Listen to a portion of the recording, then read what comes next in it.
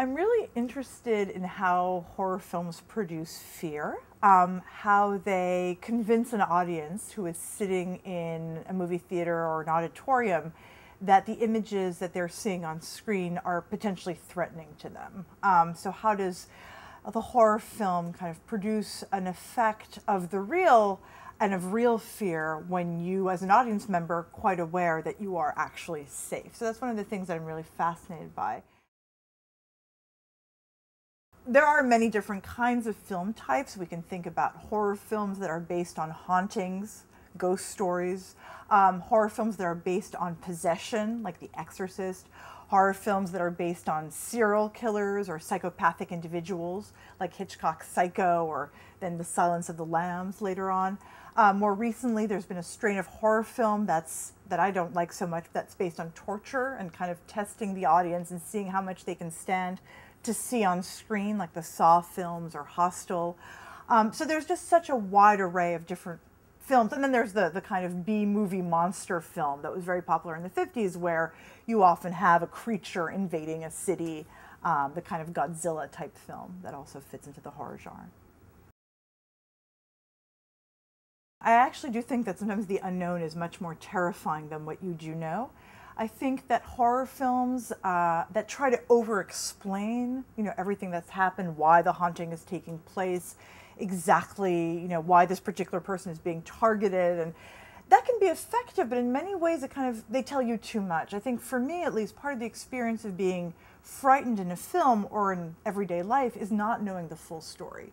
And sometimes films that omit very particular details and very strategically don't tell you everything are quite successful. And for me, the Blair Witch Project is an example of that.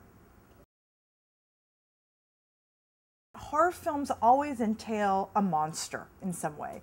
And the monster doesn't have to be a supernatural creature like a vampire or like Frankenstein's monster, but it has to be somehow a figure or a group of figures that embody monstrosity. So Hannibal Lecter in Silence of the Lambs, who is human, right? He's a serial killer, but he's somebody who does still embody the notion of monstrosity, of things that are just so different from what we're familiar with in our everyday lives, or that represents things that we just don't want to think about as coming from a human being. For me, one of the most successful things that horror movies do is how they work with setting. I think you can do a lot with setting and horror films, and that really requires very little. You could make basically any setting into a horrific environment, into a terrifying environment, based on how you film it, based on editing, based on sound.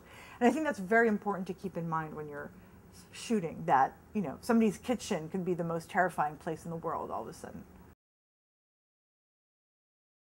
If I were to make a horror movie on a small budget, I'd first of all I'd sit with my co-filmmakers and think about what we were afraid of, respectively. Is it something are we generally afraid of ghosts, or afraid of possession, or afraid of just what lurks in the woods when you pass by the woods? What do you think of what's there?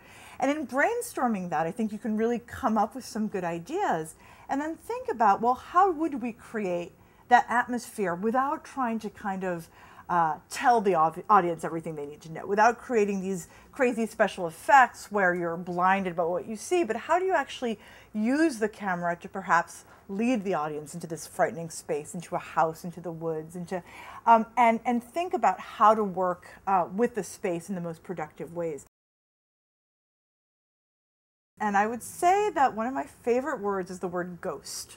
I really like the way that word sounds. I like the way that it's a word that's one's very short. It's one syllable, but it kind of lingers at the end. There's almost a sense that it's a word that sounds like the thing itself. And so it's a word that I like saying and that I like hearing.